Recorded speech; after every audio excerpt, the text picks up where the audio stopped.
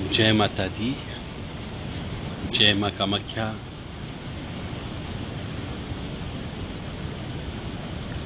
ओम ऐं ह्रीं क्लीं चामुंडाय विचे। ओम ग्लौं हूं क्लीं जूं सह ज्वालय ज्वालय ज्वल जल प्रज्वल प्रज्वलय। ऐं ह्रीं क्लीं चामुंडाय विचे ज्वल हम सम लं छं फट स्वाहा। नमस्ते रुद्ररूपिणी, नमस्ते मधुमर्णी, नमः कीटवाहने, नमस्ते महिषासुरमर्दनी, नमस्ते शुभंत्राय निशुंभासुरघातिनीं जागृतिं हिं महादेवी जपं सिद्धं करुष्मै। ऐंकारी तस्वरूपाय ह्रीं काली प्रतिकालिका क्लीं कालिकां रूपेण बीजरूपे नमस्तुते। चामुंडा चंडघाती च ऐंकारी वैदानी विच्चैं चाय वदानी नमस्ते मंत्ररूपिणीं।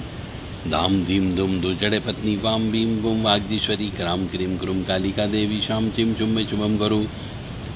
हुम हुम हुंकारूपिणीं जम जम जम जम बनादिनी भ्रां ह्रीं भ्रूं भैरी वदे भवान्यते नमो नमः।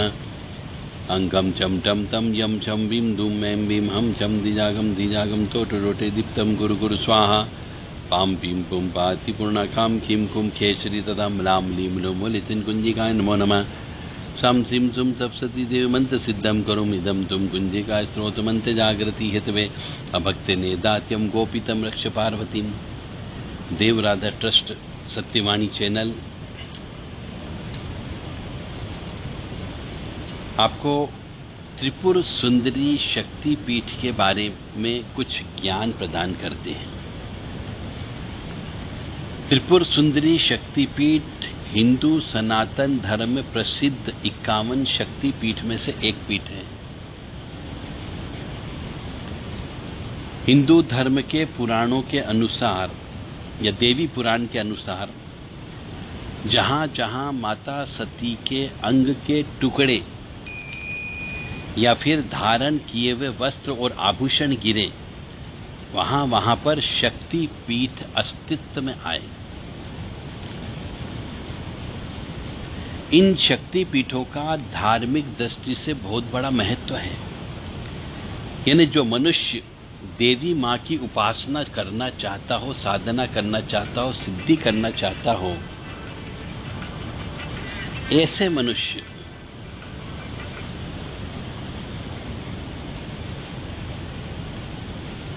मनुष्य को शक्ति पीठ पर जाकर के रात रुकना चाहिए, हवन पूजन करना चाहिए और वहां पर जैसी पूजा पद्धति है उस पूजा पद्धति का अनुसरण करना चाहिए, तो सिद्धि प्राप्त अवश्य होती है। इसी तारतम्य में 51 शक्तिपीठ में त्रिपुर सुंदरी शक्तिपीठ, जो त्रिपुरा नामक स्थान पर है, यह शक्ति स्थल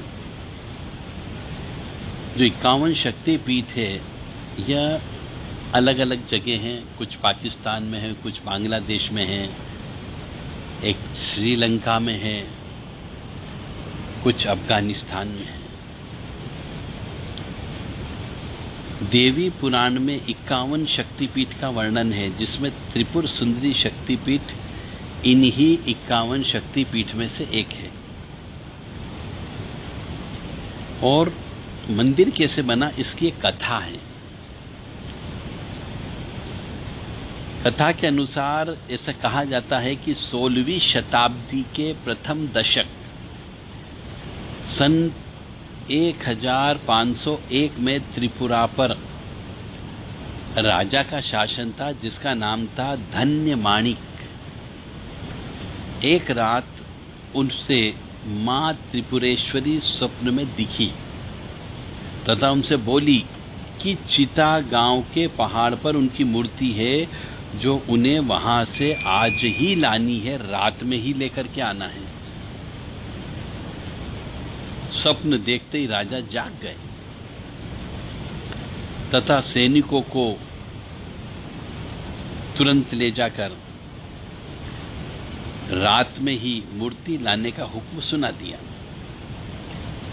सैनिक मूर्ति लेकर लौट रहे थे कि माता बाड़ी नामक स्थान पर पहुंचते पहुंचते सूर्योदय हो गया और माता के आदेशानुसार वहीं पर मंदिर बनवाकर मूर्ति स्थापित कर दी गई। यही बाद में त्रिपुर सुंदरी के नाम से जानी गई। यह भी कहानी है कि राजा धनमाणिक उस स्थान पर विष्णु मंदिर बनवाने वाले थे, किंतु त्रिपुरेश्वरी की मूर्ति स्थापित हो जाने के कारण राजा पशोपेश में पड़ गए कि वहां वह किसका मंदिर बनवाएंगे। किंतु फिर आकाशवाणी हुई कि राजा उस स्थान पर जहां विष्णु मंदिर बनवाने वाले थे मां त्रिपुर सुंदरी का मंदिर बनवा दे, और राजा ने भी यही किया।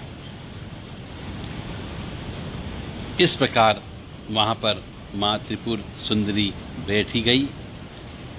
मंदिर के पास में एक तालाब है जिसे कल्याण सागर कहते हैं। इस कल्याण सागर में मनुष्य स्नान करता है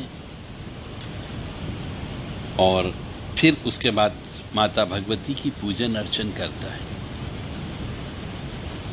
इस पूरी त्रिपुर सुंदरी की कहानी में एक चीज रहस्यमय है